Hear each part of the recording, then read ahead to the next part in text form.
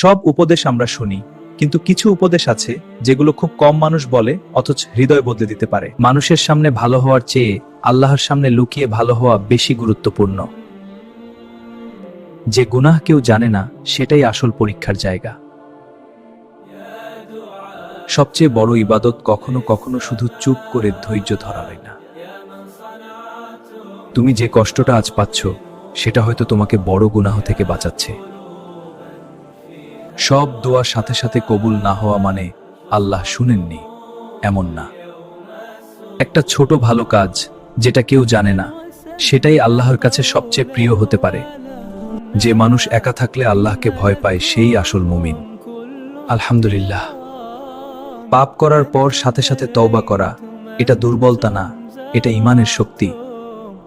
তুমি হয়তো ভাবো তোমার কেউ নেই, কিন্তু আল্লাহ সব সময় তোমার পাশে আছেন।